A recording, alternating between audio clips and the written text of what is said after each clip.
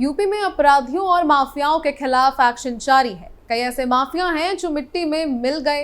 कई माफिया सलाखों के पीछे तिल तिल कर मरने को मजबूर है। अपने काले कारनामों की सजा भुगत रहे हैं।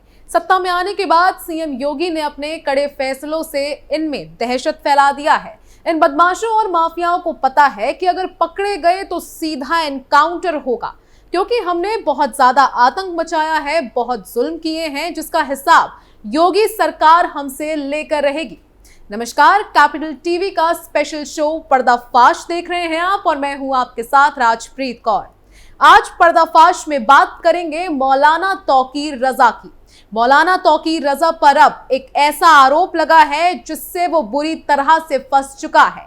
उसकी सारी की सारी पोल पट्टी अब खुलकर सामने आ गई है और अब उसकी हालत खराब हो चुकी है। तो आज इसी का पर्दाफाश करेंगे और हर एक चीज से पर्दा उठाएंगे। तो बिना देरी किए चलिए शुरुआत करते हैं। विदेश से हो रही फंडिंग, ईडी से जांच की मांग, मौलाना के कारनामों का पर्दाफाश। अपने विवादित बयानों के लिए कुख्यात बरेली के मौलाना तौकीर रजा के खिलाफ प्रवर्तन निदेशालय यानी कि ईडी की जांच की मांग उठी है।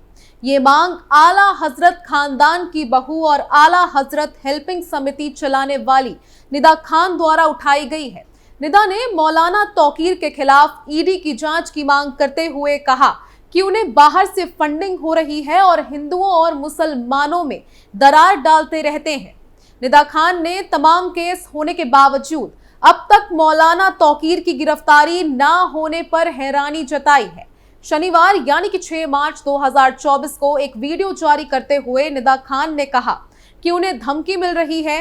बुर्का पहनकर बनाए गए इस वीडियो की शुरुआत निदा ने अपना परिचय आला हजरत खानदान की बहू के रूप में दिया है।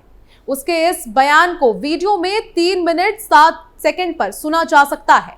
निदा खान ने वीडियो में कहा कि वो मौलाना तौकीर के बारे में ये पढ़ती और सुनती आई है कि उन्होंने बहुत सारे धरने प्रदर्शन किए हैं।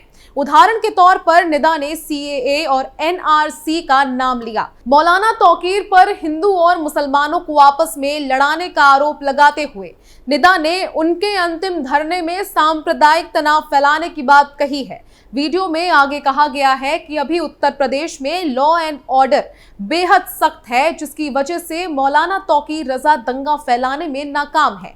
साल 2010 में हुए बरेली दंगों की याद दिलाते हुए निदा ने उसके आरोपित के तौर पर मौलाना तौकीर का नाम लिया है। निदा ने हैरानी जताते हुए कहा है कि 3 गैर जमानती वारंट जारी होने के बावजूद मौलाना तौकीर रजा खुलेआम घूम रहे हैं। तौकीर की कथित बीमारी पर भी निदा ने सवाल खड़े किए। उन्होंने कहा कि मौलाना तौकीर रजा की मेडिकल रिपोर्ट कभी बाहर नहीं आती है। इस बार भी मेडिकल रिपोर्ट गायब बताई गई है। निदा ने आगे बताया कि मौलाना तौकीर रजा और उनका बेटा दोनों ही ऐशो आराम की जिंदगी जीते हैं। तौकीर का बेटा ऑस्ट्रेलिया में रहता है। उन्होंने मौलाना तौकीर को मिलने वाले पैसों के स्रोत पर सवाल उठाया है। निदा ने पूछा कि तौकीर के पास ना तो कोई व्यापार है, ना ही कोई फैक्ट्री, फिर वे भारत में और उनका बेटा ऑस्ट्रेलिया में मजे की जिंदगी कैसे बिता रहा है। उन्होंने सरकार से पैसों की जांच ईडी से कराने की मांग की। तौकीर को मिल रहे पैसों को निदा ने नफरत फैलाने वाली फंडिंग बताया है। उन्होंने तौकीर को विक्टिम कार्ड खेलने में माहिर और लोगों को अपनी बातों से ब्रेन वॉश करने वाला बताया। निदा खान का ये भी दावा है कि मौलाना तौकीर रजा के खिलाफ आवाज उठाने के बाद उनको लगातार धमकियां मिल रही हैं। इनमें निदा के कत्ल की भी धमकी शामिल है। निदा ने मौलाना तौकीर रजा के समर्थकों को भी आड़े हाथों लिया और अंत में कहा कि मौलाना तौकीर के पास कोई फंडिंग तो है। इस फंडिंग को उन्होंने देश के लिए हानिकारक बताया है। आपको बता दें कि आग उगलने वाले बयानों के लिए बदनाम बरेली का मौलाना तौकीर रजा पहले तो गिरफ्तारी से बचने के लिए फरारी काट रहा था, लेकिन अब सीएम योगी का डर ऐसा कि मुंह से आवाज निकलना मुश्किल हो रहा है। योगी के हंटर की डर से मौलाना बीमार पड़ गया है, लेकिन इसको भी पता है कि योगी राज में गलती की सजा जरूर मिलेगी। आपको बता दें कि 2 दिन पहले ही ये खबर आई थी कि दिल्ली में अस्पताल से छुट्टी के बाद इत्तेहाद मिल्लत काउंसिल प्रमुख मौलाना तौकीर रजा ने अपने दिल्ली आवास पर मीडिया से बात की और कहा कि वो हक की आवाज उठाते रहेंगे, भले ही उन्हें मुख्तार अंसारी की तरह जेल में जहर देकर या अतीक और अशरफ की तरह पुलिस की मौजूदगी में गुंडों से गोली मरवा दिया जाए। मौलाना तौकीर रजा ने उन्हें फरार घोषित करने को लेकर भी नाराजगी जाहिर की। उन्होंने कहा कि डॉक्टरों ने उन्हें छुट्टी नहीं दी थी, लेकिन थोड़ा सुधार होते ही ऐसी बातों को सुनकर वो अस्पताल से आ गए हैं। वो देश के संविधान और लोकतंत्र व्यवस्था में यकीन रखते हैं। कोर्ट में पेश होने, जेल जाने या फांसी पर चढ़ने से नहीं डरते हैं। वो जल्द ही कोर्ट के सामने पेश होंगे। यानी अब मौलाना सरेंडर करने को तैयार है। वहीं मौलाना ने केंद्रीय गृह मंत्री अमित शाह के चुनावी मंच पर दिए गए बयान का उल्लेख करते हुए कहा कि उन्होंने लोगों को निजामुद्दीन आजम, अतीक अहमद, अशरफ और मुख्तार अंसारी जैसे लोगों से निजात दिलाने की बात कही है। इसका मतलब ये है कि मुख्तार अंसारी को जेल से जहर देकर मारने का आरोप गलत नहीं है। इसी तरह अतीक और अशरफ को पुलिस की मौजूदगी में सरकार ने गुंडे भेजकर साजिशन मरवाया। मौलाना ने कहा कि चुनाव आयोग और कोर्ट को गृह मंत्री के बयान का संज्ञान लेकर कार्रवाई करनी चाहिए, लेकिन ऐसा नहीं होगा, बल्कि इस तरह के सवाल उठाने पर उनके खिलाफ नया मुकदमा जरूर कर दिया जाएगा। आईएमसी के मीडिया प्रभारी मुनीर इदरीसी ने बताया कि मौलाना तौकीर रजा खान दिल्ली में हैं और निजी अस्पताल से डिस्चार्ज होने के बाद एक चैनल ने उनसे बातचीत की। आईएमसी प्रमुख मौलाना तौकीर रजा खान को जिला जज की अदालत ने फरार घोषित किया है। सुनवाई के दौरान मौलाना के पेश नहीं होने पर अदालत ने नाराजगी जताई। साथ ही तीसरी बार गैर जमानती वारंट जारी करते हुए पुलिस को आगे की कार्रवाई करने का आदेश दिया है। बता दें कि इत्तेहाद मिल्लत काउंसिल के चीफ मौलाना तौकीर रजा खान की मुश्किलें बढ़ने वाली है। पेशी पर हाजिर ना होना मौलाना के लिए बड़ी गलती साबित हुआ है। कोर्ट ने मौलाना रजा को फरार घोषित कर दिया, साथ ही आदेश दिया कि पुलिस आगे की कार्रवाई को अंजाम दे। कोर्ट ने उनके पेश नहीं होने पर अगली सुनवाई 8 अप्रैल तक के लिए टाल दी। अगर वो हाजिर नहीं हुए तो उनकी संपत्ति को कुर्क किया जा सकता है।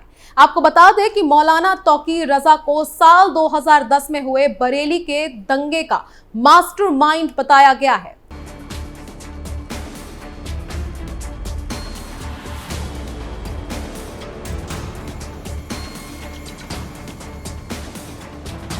अब स्टोरी में आगे बढ़ते हैं और आपको बताते हैं कि उत्तर प्रदेश के बरेली के इत्तेहाद मिल्लत काउंसिल के प्रमुख मौलाना तौकीर रजा अपने किन किन कारनामों को लेकर चर्चा में रहा है।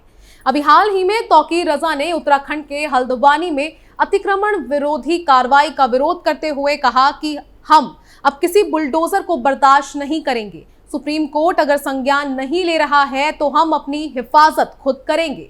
हमें कानून ने अधिकार दिया है कि अगर हम पर कोई हमला होता है तो हम उसे जान से मार दें।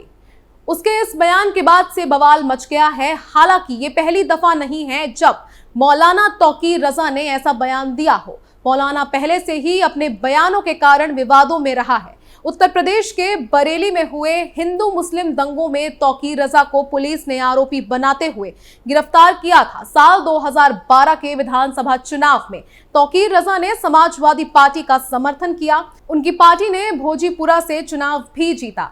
2013 में सपा सरकार ने तौकीर रजा को हथकरघा निगम के उपाध्यक्ष का चार्ज दिया था, जिसे मुजफ्फरनगर दंगों के बाद उन्होंने वापस कर दिया। बाद में उन्होंने सपा से भी इस्तीफा दे दिया। इस बीच उन्होंने आप के अरविंद केजरीवाल से भी मुलाकात कर सुर्खियां बटोरी। साल 2014 में तौकीर रजा ने मायावती की बसपा को समर्थन दिया।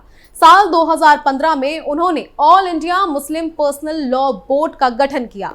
तौकीर रजा का विवादों से पुराना नाता रहा है। तौकीर रजा ने द्रौपदी को लेकर साल 2017 में एक विवादित बयान दिया था। 2022 में बरेली में मुसलमानों को संबोधित करते हुए उन्होंने हिंदुओं को कथित तौर पर धमकी दी थी। उन्होंने कहा था कि अपने हिंदू भाइयों को चेतावनी देना चाहता हूं कि मुझे डर है कि जिस दिन मेरे मुस्लिम युवाओं को कानून हाथ में लेने को मजबूर किया जाएगा, आपको भारत में कहीं भी छिपने की जगह नहीं मिलेगी। वहीं ज्ञानवापी में कथित शिवलिंग मिलने पर तौकीर रजा ने कहा था कि फव्वारे को शिवलिंग समझकर धर्म और कानून का मजाक उड़ाया जा रहा है। उन्होंने आगे कहा था कि अयोध्या मसले पर सारे झूठ सहन कर लिए गए थे, अब नहीं करेंगे।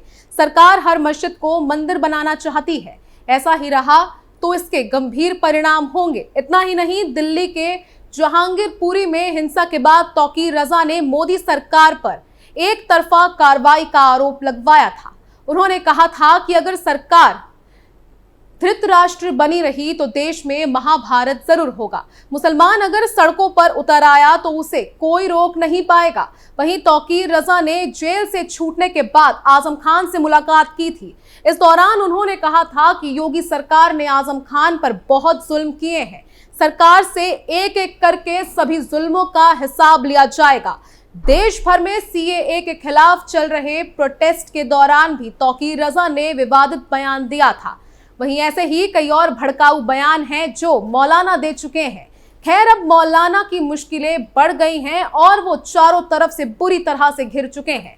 पर्दाफाश में फिलहाल के लिए बस इतना ही। बाकी तमाम खबरों के लिए देखते रहिए कैपिटल टीवी उत्तर प्रदेश और आप अपनी राय हमें कमेंट कर बताना ना भूलें। नमस्कार।